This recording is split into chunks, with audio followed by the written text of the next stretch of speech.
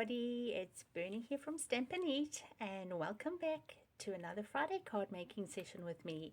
I hope you have all had a fabulous week and that you are looking forward to another inspired session of paper crafting. So you may have noticed over the last few weeks I've been putting a few projects up that are not cards, because I just feel this time of the year a lot of us are thinking about gift giving, and I thought it would be an awesome idea just to share with you the things that I make, like bags and boxes and handmade gifts that just mean that you're not necessarily going out there and buying things from mainstream market shops.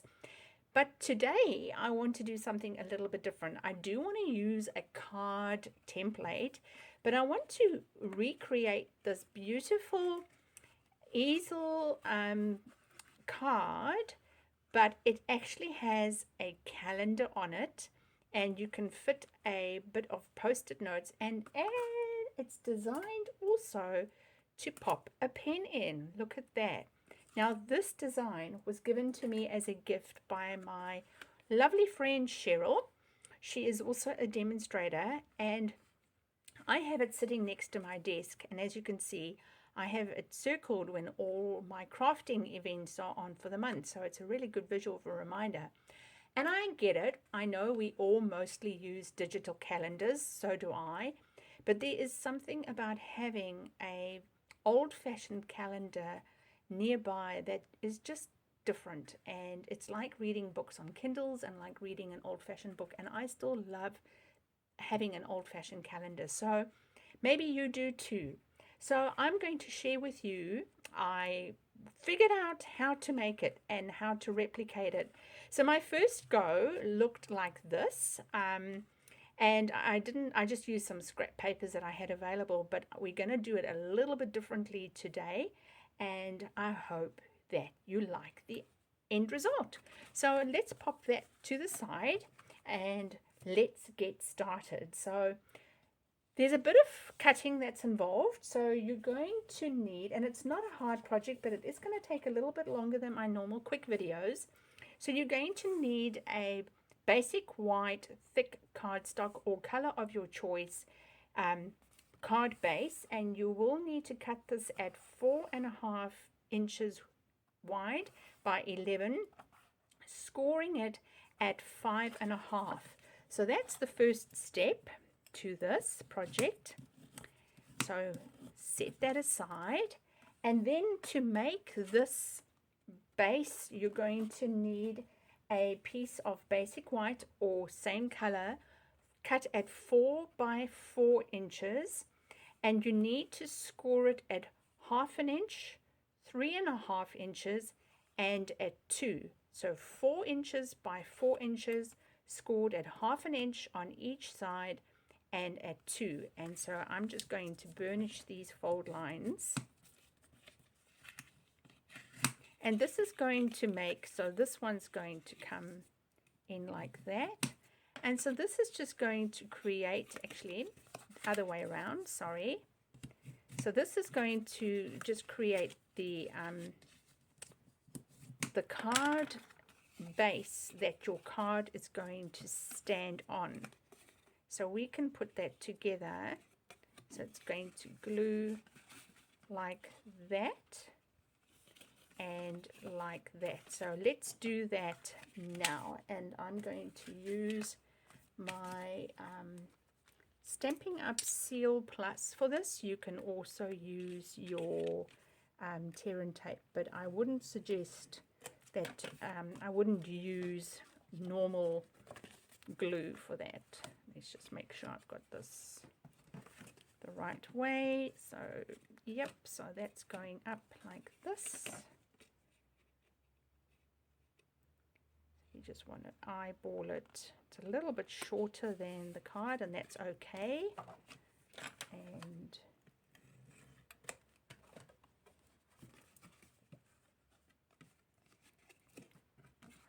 I just find it easier to fold it in the direction that it's going to go.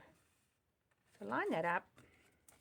And there you've got your feet. So we'll set that to the side. Then you're going to need some designer series paper of choice, and I'm again using my Texture Cheek.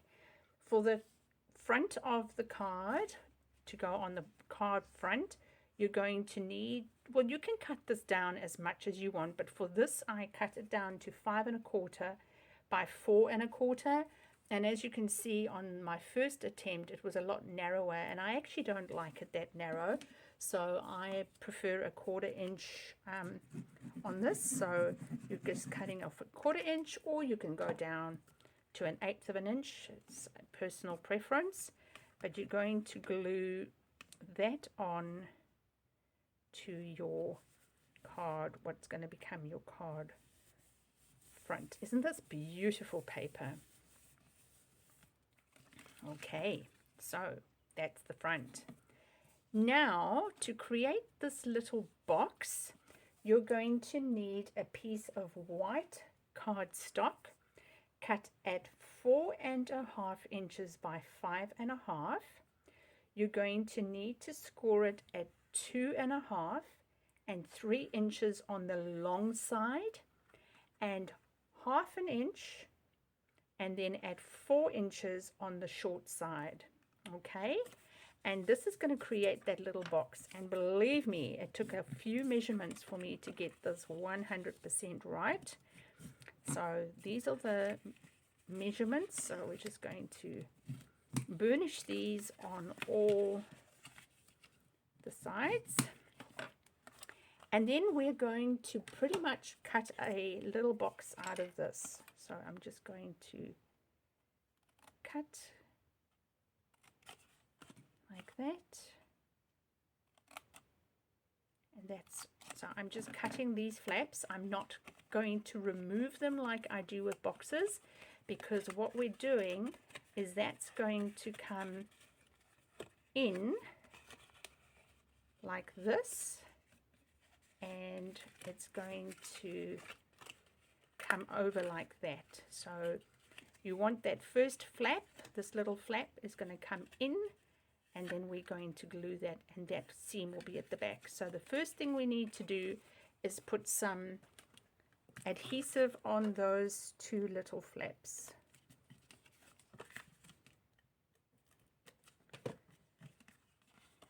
So that's going to go in.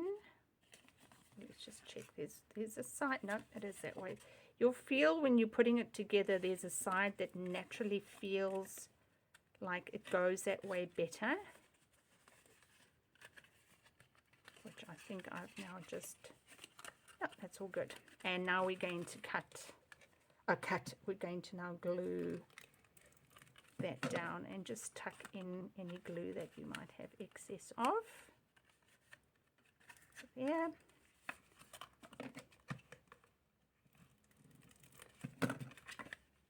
And tuck that in. That's what I love about these, the Stampin' Up! Plus, the Seal Plus, that you can actually do. There's a little bit more there. All right, so that's going to go. Those seams are going to go to the back. However, we need to first attach our designer series paper, and I'm literally going to use the back of this designer series paper just because they work together so well. And for that, it is 3 3/8 by 2 3/8, and I'm going to orientate that seashell up. So I'm just going to use my Tombow for that.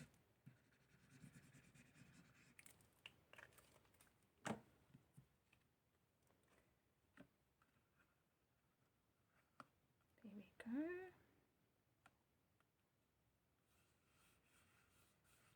And now we're going to adhere the little calendar. Now I will link the calendar that I found. I'm just looking for them. So these I found in New Zealand, Crafters Corner, I think it is. I will link that down below for you. They sell them in packs of 10, and I think they were like $4.80 New Zealand. I'm not sure if you can get them on Amazon internationally. I'm sure you can, but yeah, I found, and you do lose a little bit of your pattern, so I actually didn't bother which way I had my shell, but there we go. So I'm just going to once again use my silicone sheet. Do just make sure you've got December at the end, because they're quite small, so they inclined to stick on. And with this, I just made sure that I'm really adhering it so that the calendar doesn't fall off. So I'm just gonna label this up, because what I found and the other one I put it slightly skew. So let's just bring that up into the camera, and I'm eyeballing those two lines to make sure that I'm going straight. Awesome. And now I'm going to adhere some glue onto the back of this. So this is a little bit trickier because obviously it's giving in as we're putting the glue down. Okay. And I'm bringing in my card. I'm flattening that, lining it up with my grid paper. That's why I love to use the grid paper. And I'm going to eye up with those lines. So just find lines. And I'm eyeing up with these bottom lines, and I'm putting it down. There we go. And hopefully that's nice and straight. Now we just need to do a little bit of a sentiment, but that even of itself is looking stunning. So I wanted something that spoke about days, and you'll see on my sample here, I said, you fill my day with happiness. And I found that stamp in the Cheerful Basket stamp set. And it's got a lot of other cute designs, but that is the sentiment that I opted for. So you're just going to need some basic white scrap. And I've already mounted it on my clear block. And because it's a photopolymer stamp, I need to just slip in a surface underneath it to make it a little bit firmer. I thought that crumb cake will actually be a good option in terms of ink color. So let's see how we go, whether it actually is going to be the right color or not. So when you're using photopolymer stamps, you really don't need to be applying a lot of pressure on your ink pad. There we are. How does that look? Let's have a look in terms of color. Oh yes, I think that's gorgeous. I'm denied as to whether I wanted to gold emboss it, and then I thought it might be just a little bit too blingy, so that's why I went with crumb cake. So the next thing I'm going to do is I'm going to die cut out a shape. You could punch it out if you had a large enough punch, but I wanted an oval shape for that, so that fits it, and I've got that from my stitched shapes. I think it's a retired set from memory, but any shape that you've got that will work. And I'm using, I just want to get this on the camera, I'm using my little mini cut and emboss for this, which is quite handy. So little projects like this where you don't need, oops, I just saw that just moved as I moved my. Something I heard from another demonstrator was, and I just want to hand this tip over to you, to prevent your plates from buckling, is to have when you cut your dies, to try and get them as close to the edges of your die cut machine, and that way it will help hopefully not buckle that much. So there we are. You fill my day with happiness. Isn't that a beautiful sentiment to put on this gift? And I'm going to pop that there, and I'm going to add that on with dimensionals. I think that will really just make it pop. I'm not, in the other example I did, I actually put some I did some blending over it, but I think the gold in this is enough. I don't want to go overboard. I just want to keep it nice and simple. Right, so we'll pop that there. And now I think I'm going to pop some linen thread. Let me go and have a quick look what I'm going to choose. All right, I've got two choices. I can go earthy, which tones in with that, or I can go blingy, and I'm really undivided. I can't figure out which one I want to go with. I'm going to go with gold. I think let's go with gold.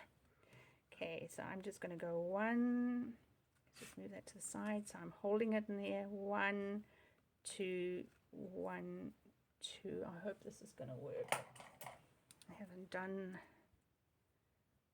a twine bow like this, so I usually just use my ribbon. So let's see if this is going to work or if it's going to be a disaster. Before I put it down, let's have a look. And you're just going to need some extra twine to grab it in the middle.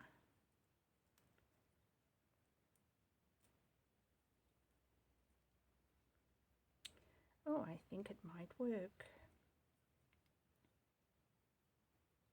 Oopsie. Right, almost there. Okay, looking good, looking good, looking good. So I'm just going to cut back this. It's always tricky to know which one's the right one to cut off here, eh? I'm going to go with that one. And I'll first glue dot that down before I cut those tails off. So an easy way of picking up your ribbon of your glue dots is to just take your ribbon, find your glue dot, adhere it, and lift it with your fingernail. Yeah, I think it's quite blingy, but hey, that's okay. And I'm going to just trim off those edges, and I do believe that we are. I like that. I think that's gorgeous. You know, you could always add, if you really want to add some more